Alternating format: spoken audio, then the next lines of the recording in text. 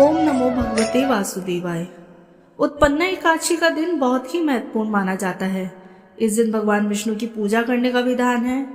वैसे तो प्रत्येक एकादशी का अपना धार्मिक और आध्यात्मिक महत्व है, लेकिन इसे सभी एकादशी में सबसे खास माना जाता है। इस शुभ अवसर पर भक्त पूरी श्रद्धा के साथ भगवान विष्णु के लिए उपवास रखते हैं और प्रार्थना करते हैं।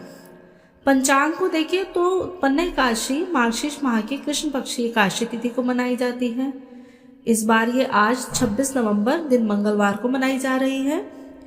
ऐसी मान्यता है यदि आप एकादशी का व्रत रखते हैं तो आपको उसकी व्रत कथा का पाठ का श्रवण जरूर करना चाहिए, क्योंकि माना जाता है इसके बिना व्रत सफल नहीं होता।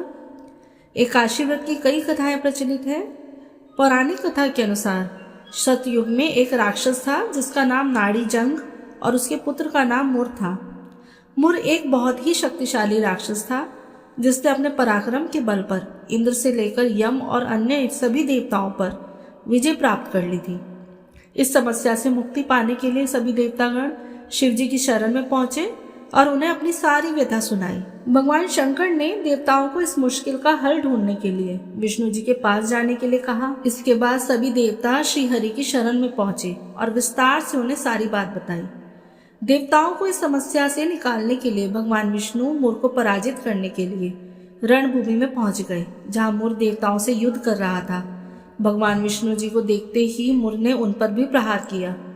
माना जाता है मुर और भगवान विष्णु का युद्ध 10,000 वर्षों तक चला। विष्णु जी से अनेक प्रहारों के बाद भी दैत्य मुर नहीं हारा था। युद्ध करते समय जब भगवान विष्णु थक गए तो वह बद्रिका आश्रम गुफा में जाकर विश्राम करने लगे। इस पर दैत्य मुर भी उनका पीछा करते हुए उस गुफा में पहुंच गया। इसके पश्चात जब उसने श्री हरि पर वार करने के लिए हथियार उठाया, तभी भगवान विष्णु के शरीर से एक कांतिमय रूप वाली देवी प्रकट हुई और उन्होंने मुर राक्षस का वध कर दिया। मार्गशीर्ष मास की कृष्ण पक्ष की एकादशी को जन्म होने के कारण इन देवी का नाम एकादशी पड़ा। इसके साथ ही एकादशी के दिन उत्पन्न होने के कारण इन देवी को उत्पन्ना एकादशी के नाम से जाना जाता है। कहते हैं एकादशी व्रत का पाठ करने से सभी समस्याओं का अंत होता है और श्री हरि की कृपा प्राप्त होती है। सभी प्रेम से बोलिए विष्णु भगवान की जय।